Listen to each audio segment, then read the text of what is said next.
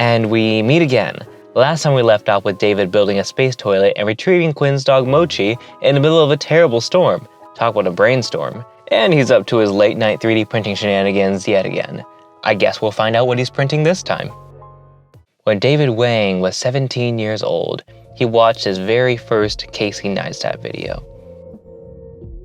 It wasn't anything special, just a video on how Casey Neistat turns his friend's $400 Apple Watch into a golden Apple Watch.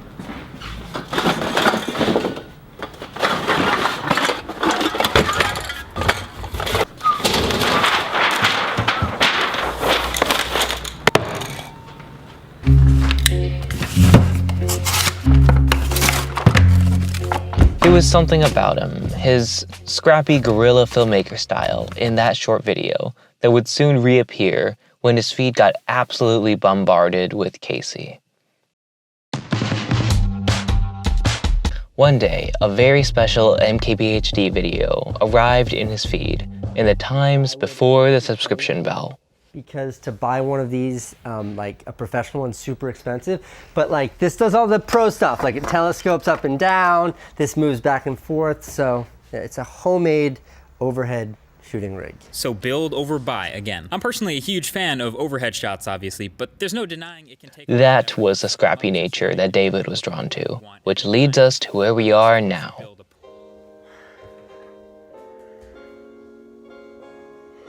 Okay, he's a little tired, but maybe he can show us that build over buy mentality in class?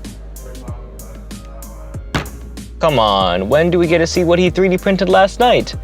I guess we'll skip to even later that day.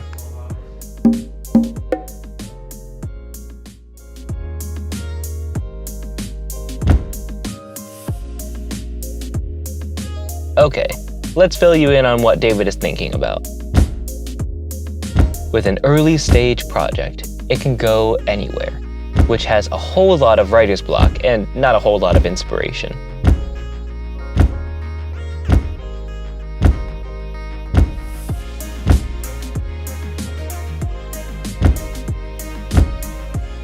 Speaking of inspired, we can finally see what he 3D printed last night.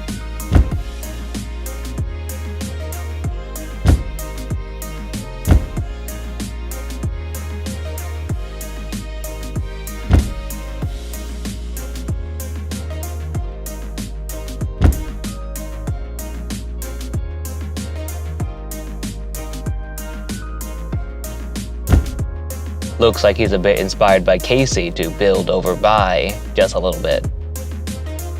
Although he's tired, he's feeling extra motivated because he came up with a new reward system. Tell him, Past David. Yeah, is that my shoe? This is actually my new productivity tool. So every single time I get a task done, I reward myself. So I did 3 peer review assessments. So I get 3. Oh, David, you and your hide shoe. Okay, let's head back home. Needless to say, David gets pretty inspired at times.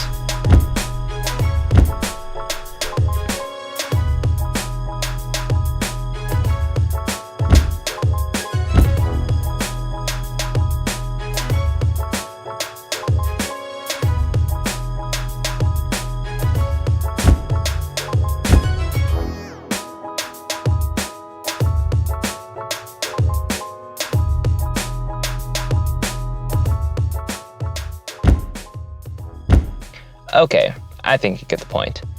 His inspirations aren't just superficial, but they go deep. He really admires Jake Roper's work combining filmmaking and science, and wanted to find a way to do the same with engineering. Speaking of Jake Roper, I recently came across a video that is eerily similar to my MacBook Velcro idea. One time, CGP Gray uploaded this video that was eerily similar to a topic that Jake Roper was going to cover. And I mean, granted, that situation's a little bit different because this video that I'm referencing came out 2 years ago, where the guy stuck Velcro to the back of his MacBook, whereas I just came up with this like last week. It's a little bit different, but I think it's uncanny that I discovered this video like literally the week of making this video. I don't know. Great minds think alike, I guess. Okay, I don't find that quote to be all that helpful because it doesn't really tell you, or it doesn't really help you understand how to be creative, or like what it means to be original. Does that even matter to be all that original? We're constantly asking them, what's your vision? What's your vision? Entrepreneurs are constantly asked, what's your vision? We all have to come up with a vision. Too much pressure. Not everybody's visionary. Not everybody's Steve Jobs. Only a small percentage of people have the ability to literally imagine a future that does not yet exist. We don't all have to have a vision.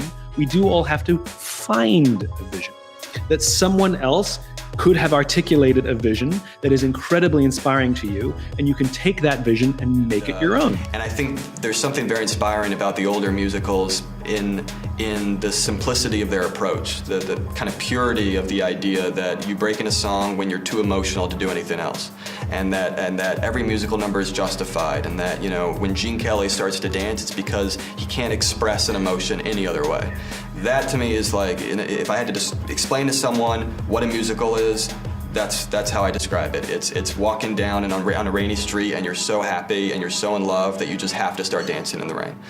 I spent an ungodly amount of time trying to be 100% original, because I've been so dang scared of being perceived as a ripoff. I mean, if this dude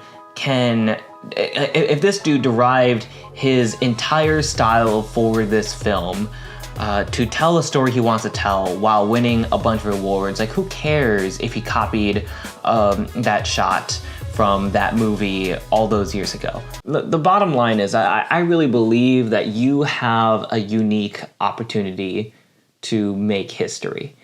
I got inspired to work on my startup 2 years ago, and I'm really excited to share what inspired me. Next episode, for sure. So you could just write your own roles, you know, write something that's as interesting as you are, and you don't have to audition for this. Yeah. Pishikaka. Look at Louis Armstrong, you know, he could have just played the marching band charts that he was given, but he didn't do. What did he do? What did he do? Well, he made history.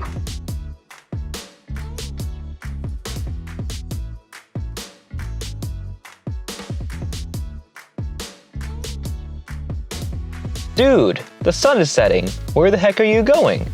I guess there's only one way to find out. See you next time.